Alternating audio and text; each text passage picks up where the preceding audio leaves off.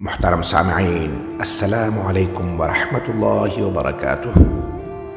لاکھوں درود اس پاک نبی پر جن کے صدقے ہم ان کی امت میں شامل ہیں۔ رسول اللہ صلی اللہ علیہ وسلم کے جلیل القدر صحابی حضرت طلحہ بن عبید اللہ التیمی رضی اللہ تعالیٰ عنہ کا تعلق مکہ شہر میں قبیلہ قریش کے خاندان بنو تیم سے تھا۔ مکہ شہر میں ان کی ولادت رسول اللہ صلی اللہ علیہ وسلم کی ولادت باسعادت کے تقریباً 25 سال بعد ہوئی۔ حضرت طلحہ بن عبید اللہ السابقین الاولین یعنی بلائی میں سبھی لوگوں کو سبقت لے جانے والوں میں سے تھے، یعنی وہ عظیم ترین افراد جنہوں نے بالکل ابتدائی دور میں دین اسلام قبول کیا کہ جب مسلمانوں کے لیے بہت ہی مظلومیت اور بے بسی و بیچارگی کا زمانہ چل رہا تھا۔ یہی وجہ ہے کہ ان حضرات کا بڑا مقام و مرتبہ ہے، ان کے لیے عظیم خوشخبریاں ہیں اور انہیں قرآن کریم میں السابقین الاولین کے نام سے یاد کیا گیا ہے۔ مزید یہ کہ حضرت طلحہ بن عبید اللہ عشرہ مبشرہ یعنی ان 10 خوش نصیب ترین افراد میں سے تھے جنہیں اس دنیا کی زندگی میں ہی رسول اللہ صلی اللہ علیہ وسلم نے جنت کی خوشخبری سے شاد کام فرمایا تھا۔ اس دور میں قبیلہ قریش کے دیگر معزز و با اثر افراد کی طرح طلحہ بن عبید اللہ کا ذریعہ معاش بھی تجارت تھا، چنانچہ تجارتی قافلوں کے ہمراہ مکہ سے ملک شام کی جانب آمد و رفت کا سلسلہ جاری رہتا تھا۔ ایسے ہی ایک تجارتی سفر کے دوران جب طلحہ بن عبید اللہ ملک شام کے شہر بصرہ کے ایک پر رونق بازار میں اپنے ساتھیوں کے ہمراہ موجود تھے، اس وقت بازار میں تجارت خوب زوروں پر تھی، خرید و فروخت کا سلسلہ عروج پر تھا۔ ان کے ساتھی بڑی دلچسپی کے ساتھ خوب بڑھ چڑھ کر بولیاں لگا رہے تھے۔ بے پناہ رشک اور تاجروں کے اس شور کی وجہ سے کان پڑی آواز سنائی نہیں دے رہی تھی۔ اسی دوران اچانک طلحہ بن عبید اللہ کی سماعت سے ایک ایسی آواز ٹکرائی جس میں محض ان کے لیے ہی نہیں بلکہ تمام دنیا انسانیت کے لیے بڑی خوشگوار تبدیلی کا پیغام تھا۔ ہوا یہ کہ ملک شام کے اس بازار میں خرید و فروخت کے اس سلسلے کے دوران انہوں نے دیکھا کہ ایک ضعیف و نحیف اور عمر رسیدہ راہب پادری ہر آنے جانے والے کو روک روک کر اس سے یہ پوچھ رہا ہے کہ ارے کوئی مجھے بتائے کہ تاجروں کی اس بھیڑ میں کیا کوئی ایسا تاجر بھی ہے جس کا تعلق مکہ کی سرزمین سے ہو؟ بوڑھے راہب کی زبان یہ سوال سن کر طلحہ بن عبید اللہ چونک اٹھے اور اس کے قریب جا کر کہا کہ جی ہاں، میں مکہ کا باشندہ ہوں۔ تب اس بوڑھے راہب نے ان سے دریافت کیا کیا تمہارے شہر مکہ میں احمد کا ظہور ہو چکا ہے؟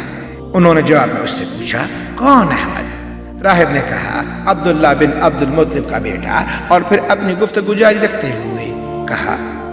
آج کل یہ وہی زمانہ چل رہا ہے جس میں ان کا ظہور طے ہوا ہے۔ وہ آخری نبی ہے، ان کا ظہور تمہارے شہر میں ہوگا اور پھر وہ ایک ایسی سرزمین کی طرف ہجرت کر جائیں گے جہاں بکثرت کھجوروں کے باغ ہوں گے۔ اس بوڑھے راہب کی یہ بات طلحہ بن عبید اللہ کے دل میں پیوست ہو گئی اور وہ اپنے ساتھیوں کی واپسی کا انتظار کیے بغیر ان سے پہلے ہی اکیلے ملک شام سے مکہ کی طرف روانہ ہو گئے اور یہ طویل ترین مسافت تنہا طے کرتے ہوئے مکہ آ پہنچے۔ مکہ شہر میں آمد کے بعد اپنے گھر پہنچتے ہی گھر والوں سے دریافت کیا کیا میری غیر موجودگی میں یہاں مکہ شہر میں کوئی خاص واقعہ رونما ہوا ہے؟ گھر والوں نے جواب دیا کہ ہاں، آپ کی غیر موجودگی میں محمد بن عبداللہ نے نبوت کا دعویٰ کیا ہے اور اس معاملے میں ابو بکر ان کے ہم نوا بن گئے ہیں۔ طلحہ بن عبید اللہ اس حقیقت سے بخوبی آگاہ تھے کہ محمد بن عبداللہ صلی اللہ علیہ وسلم انتہائی راست باز اور دیانتدار انسان ہیں، لہٰذا وہ سوچنے لگے کہ جس شخص یعنی محمد بن عبداللہ صلی اللہ علیہ وسلم نے آج تک کبھی زندگی میں جھوٹ نہیں بولا، وہ اب کس طرح جھوٹ بول سکتا ہے؟ طلحہ بن عبید اللہ رسول اللہ صلی اللہ علیہ وسلم کی امانت و دیانت اور راست بازی کے علاوہ ابو بکر رضی اللہ تعالی عنہ کے حسن اخلاق اور شریفانہ طور طریقوں سے بھی خوب واقف اور بہت متاثر تھے، لہٰذا اپنے گھر والوں کی زبانی جب یہ بات سنی کہ ابو بکر نے محمد بن عبداللہ کا دین اپنا لیا ہے تو مزید متاثر اور دل ہی دل میں سوچنے لگے کہ تمام شہر مکہ کی یہ دونوں انتہائی سچے اور شریف ترین انسان بیک وقت کسی غلط بات پر متفق ہو جائیں، یہ نہیں ہو سکتا۔ انہی خیالات میں گم طلحہ بن عبید اللہ اولین فرصت میں حضرت ابو بکر صدیق رضی اللہ عنہ کے پاس پہنچے،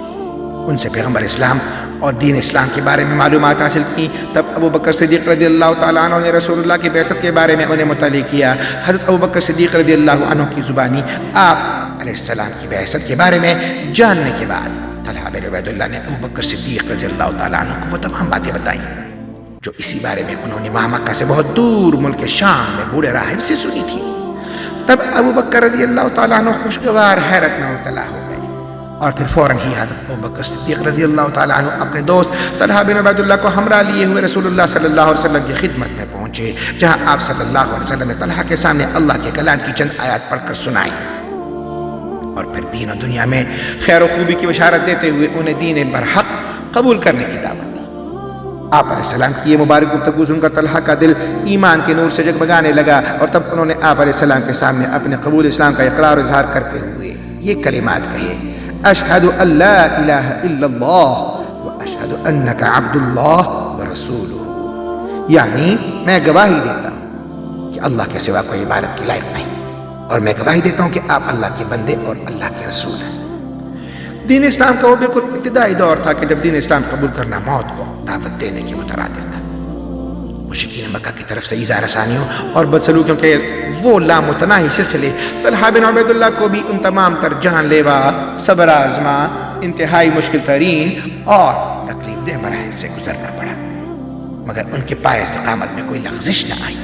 راہ حق میں تمام آزمائشوں اور ہر قسم کی تکلیفوں کا خندہ پیشانی کے ساتھ سامنا کرتے رہے، حتیٰ کہ اسی کیفیت میں 13 سال مکی دور گزر گیا۔ ہجرت مدینہ کا حکم نازل ہونے پر دیگر مسلمانوں کی طرح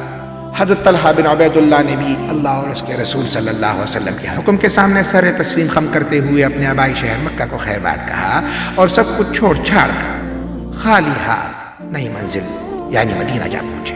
جہاں مہاجرین و انصار کو باہم رشتے مواخات میں پروتے ہوئے رسول اللہ صلی اللہ علیہ وسلم نے انہیں انصار مدینہ میں سے حضرت کعب بن مالک رضی اللہ تعالیٰ عنہ کا بھائی بنا دیا۔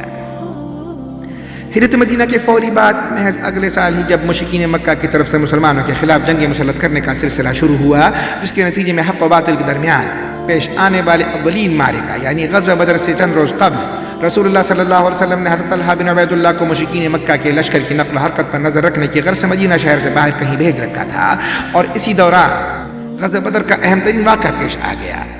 لہٰذا حضرت طلحہ بن عبید اللہ غزوہ بدر میں شرکت نہیں کر سکے تھے۔ البتہ اس کے باوجود آپ علیہ السلام نے انہیں اجر و ثواب کی خوشخبری سے ارشاد فرمایا تھا: